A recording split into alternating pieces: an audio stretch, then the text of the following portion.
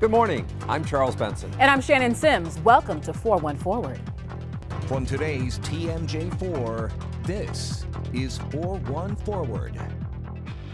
The state's troubled youth correctional facility is in the headlines again. The center is accused of inhumane disciplinary actions like solitary confinement for long hours, plus corrections officers accused of using excessive force. A large number of the kids housed at Lincoln Hills and Copper Lake are from Milwaukee County. This week, the American Civil Liberties Union filed a federal lawsuit against the Wisconsin Department of Corrections. Eric Ross looks deeper into the suit and the problems inside the IRMA facility.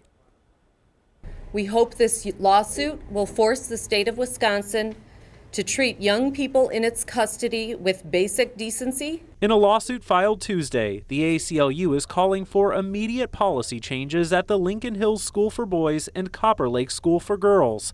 The organization claims staff at the facilities are overly aggressive by using pepper spray to get teens to comply with basic tasks. Guards reportedly pepper sprayed teens 200 times in just the first 10 months of 2016. The DOC is also criticized over its use of solitary confinement cells. Solitary confinement is damaging. It can lead to nervousness, agitation, sleeplessness. It can lead people to engage in self-harm and even suicide. According to the ACLU, 15 to 20% of inmates at the two juvenile facilities are in solitary confinement for 22 or 23 hours a day for extended periods of time. We continued to hear very disturbing stories about the conditions and treatment of the children there. Stories about children being held in solitary for weeks and months at a time. Miranda Davis's daughter is currently locked up at Copper Lake. She said that they kept on throwing her in confinement and she basically lost her mind. We do not know all the circumstances surrounding the decision to place Davis's daughter in confinement, but after her daughter allegedly tried to commit suicide, she believes solitary confinement should be banned from juvenile centers. It's something really going on in that place for, she was 14 at the time, a 14-year-old to want to kill herself. My daughter and all the kids that's there, I want to see a change and I want to see better.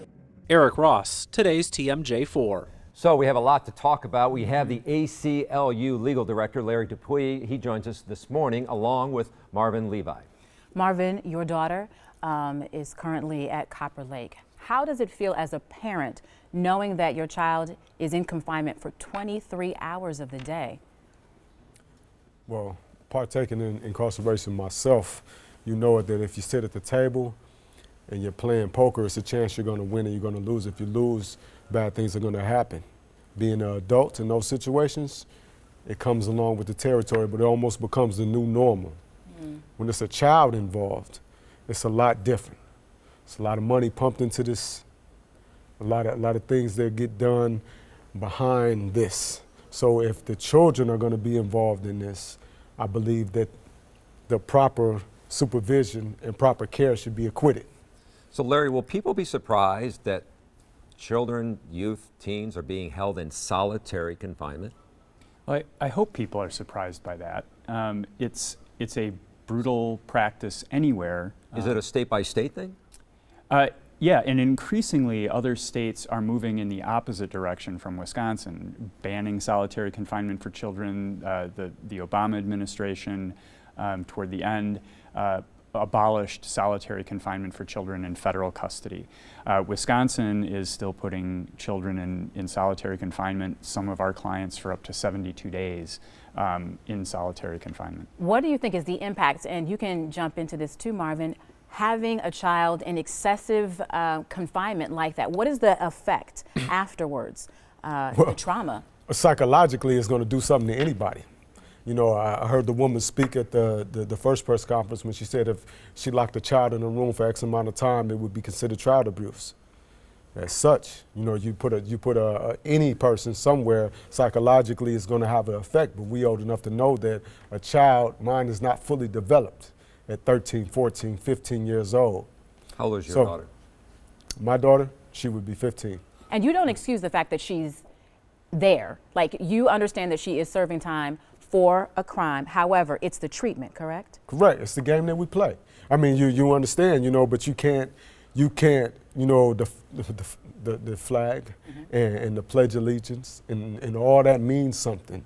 So we're gonna make America great again. We're gonna do it the right way. You know, if you put that child back into society with them seeing racism at its highest, so they know what anybody who's been living on this earth knows prior to, you know, the kid mind, they've known Obama, right? So they grow up thinking, you know, Obama, Jay-Z, Beyonce, and LeBron James. But what we have going on now is gonna put it back into a reality, basically. So what I want to say is that if you put them back out there, you're setting them up to come right back. That's the concern, Larry, right? I mean, the program here is to have them come out better. Rehabilitated, right? Rehabilitate, right? Right. Is that happening?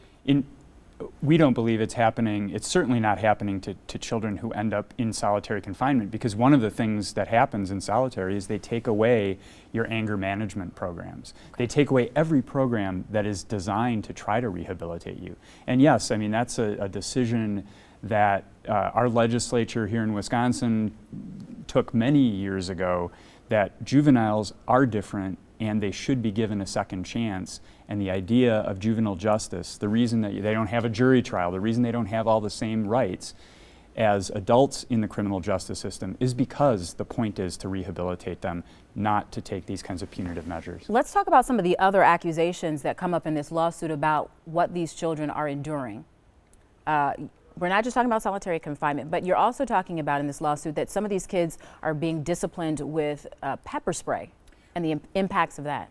Right. So the use of pepper spray, throughout 2015, we got records from the department, and throughout 2015, they were not using very much pepper spray. But it seems as soon as the investigation became public in late 2015, the number of pepper spraying incidents kept increasing and increasing and increasing, so that where there were maybe 20, 25 or so in the entire year of 2015, they suddenly shifted to 200 incidents of pepper spraying. Wow. That should be completely unnecessary. Again, nationwide, there is a trend toward not using pepper spray at all, or if you use it, it should only be as a last resort to prevent immediate harm. Marvin, what do you want to see come out of this lawsuit? I like to see everything that requires for a job. If I was flipping burgers or something, I'd have to know something about flipping burgers, right? So, you know, some qualifications to being in corrections, those individuals will have to have what, a GED or a high school diploma. You know, they wouldn't have to take a parenting class or any kind of, you know, how to handle with the children. You know, an adult situation is different, but if it's children, you know, it should be handled properly. And also, you know, I like to see the tax dollars be put to work. You know, if they're getting paid to do this. Right. Right. You know, we're going to talk more about that because we're going to have folks here in the show to talk about that. But Marvin, we appreciate you sharing your story, and Larry, we'll keep an eye on this as it works its way through the courts. Thank you. Thank you both. Coming up, Kansas.